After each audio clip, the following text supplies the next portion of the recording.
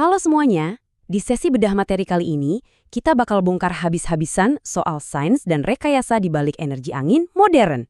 Kita sering banget ya lihat turbin raksasa yang tingginya bahkan bisa ngalahin gedung pencakar langit berputar santai di kejauhan. Tapi apa yang sebenarnya terjadi di dalamnya? Wah, itu benar-benar mahakarya fisika dan ekonomi tingkat tinggi. Nah, untuk peta jalan kita hari ini, pertama kita bakal lihat tren ledakan energi angin, terus membedah anatomi turbinnya, bahas aturan daya pangkat 3, limit batch, gimana cara bangun ladang angin, dan pastinya kita tutup dengan sisi ekonominya. Yuk langsung aja. Bagian pertama, ledakan energi angin. Dari sekedar perahu layar sampai menghasilkan gigawatt listrik. Kalau kita tarik mundur, manusia tuh sebenarnya udah membatin angin dari zaman 4000 sebelum Masehi buat perahu layar. Terus di tahun 1850-an dipakai buat pompa air. Tapi krisis energi di tahun 70-an lah yang benar-benar jadi titik baliknya.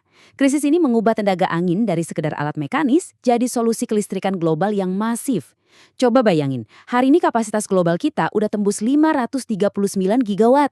Angka raksasa ini cukup loh buat menuhin lebih dari 5% total kebutuhan listrik seluruh dunia. Terus kenapa perkembangannya bisa secepat itu? Jawabannya simpel, harga. Sekarang biayanya cuma di kisaran 8 sen dolar per kilowatt jam. Ini jauh lebih murah dibandingkan teknologi batubara mutakhir atau nuklir yang masih nangkring di angka 11 sen. Jadi ini bukan lagi cuma soal ramah lingkungan ya, ini udah jadi keputusan ekonomi yang super cerdas.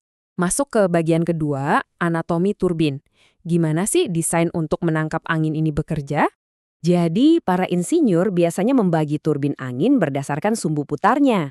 Emang sih, ada banyak banget desain yang udah dicoba selama berabad-abad. Tapi turbin bersumbu horizontal yang pakai prinsip gaya angkat, atau sering disebut HWT, itu kinerjanya jauh mengungguli turbin vertikal yang cuma ngandelin gaya hambat. Gaya angkat ini, yang mana merupakan prinsip fisika yang sama persis dengan yang bikin pesawat komersial bisa terbang, terbukti jauh lebih efisien. Bentuk fisiknya pasti udah sering dagat kalian lihat. Turbin HWT berkecepatan tinggi dengan 3 bilah ini adalah juara bertahan yang gak ada matinya. Desain inilah yang mendominasi ladang-ladang angin modern di seluruh dunia sekarang. Tapi jangan salah, raksasa-raksasa ini nggak asal berputar 24 jam non-stop ya. Mereka punya kurva performa yang sangat ketat. Ada kecepatan angin minimum buat mulai muter, lalu ada titik puncaknya. Dan yang paling penting, mereka punya yang namanya kecepatan cut-out. Ibaratnya ini rem darurat. Kalau badai datang dan anginnya kelewat kencang, turbin harus berhenti total agar nggak menghancurkan dirinya sendiri. Oke, lanjut ke bagian ketiga. Aturan daya pangkat 3. Ini nih matematika ajaib di balik tenaga angin. Coba kalian bayangin skenario ini.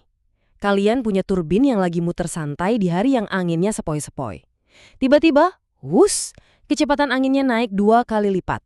Kira-kira berapa banyak daya tambahan yang bakal kalian dapat? Apa dayanya cuma ikut naik 2 kali lipat juga? Ternyata enggak. Jawabannya gila banget. Kalian bakal dapat 8 kali lipat lebih banyak daya. Kok bisa? Karena potensi energi dari angin itu berbanding lurus dengan pangkat 3 dari kecepatannya. Di dunia fisika, kita nyebut ini aturan daya pangkat 3.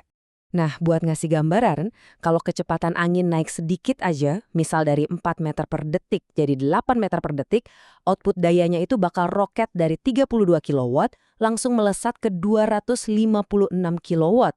Makanya, kenaikan kecepatan angin sedikit aja tuh bikin hasil energinya meledak secara eksponensial. Ini dia alasan utama kenapa milih lokasi penempatan turbin itu benar-benar sangat kritis. Sekarang kita bahas bagian keempat, batas Betz. Si langit-langit absolut efisiensi. Logikanya gini, kalau angin nyimpen kekuatan sebesar itu, kenapa kita nggak bikin aja mesin yang bisa nyedot 100% energinya?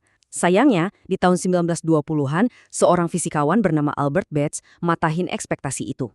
Dia ngebuktiin kalau kita ngambil 100% energinya, udaranya bakal bener-bener berhenti gerak dan malah bikin mampet di belakang turbin. Jadi, hukum fisika mematok batas teoritis maksimum absolut di angka 59,26%. Mentok di situ. Dan di dunia nyata, boro-boro nyentuh batas Betz tadi, ada banyak realitas fisik yang ikut campur, kayak pusaran udara di belakang bilah, pusaran di ujung bilah, hambatan aerodinamis, dan pastinya gesekan mekanis di dalam poros turbin itu sendiri. Ujung-ujungnya, efisiensi turbin angin di lapangan cuma berkisar di angka 30-40% aja. Lanjut ke bagian kelima, membangun ladang angin. Gimana insinyur merekayasa lanskap? Buat ngebangun ladang angin skala raksasa, para perencana punya aturan praktis yang super ketat. Pertama, mereka harus nyari lokasi super ideal dengan kepadatan daya angin di atas 700 watt per meter persegi. Kedua, menaranya harus dibikin setinggi mungkin buat menghindari gesekan dari permukaan tanah. Dan ketiga, jarak antar mesinnya harus diatur dengan sangat presisi. Kenapa jarak ini krusial banget? Aturannya begini. Tiap turbin harus dipisah sejauh 3-5 kali diameter bilahnya. Kalau jaraknya terlalu dekat, pusaran udara dari turbin yang di depan bakal nyolong angin dari turbin yang di belakang. Kalau udah gitu, efisiensi keseluruhan dari sistem ladang angin itu bakal hancur lebur.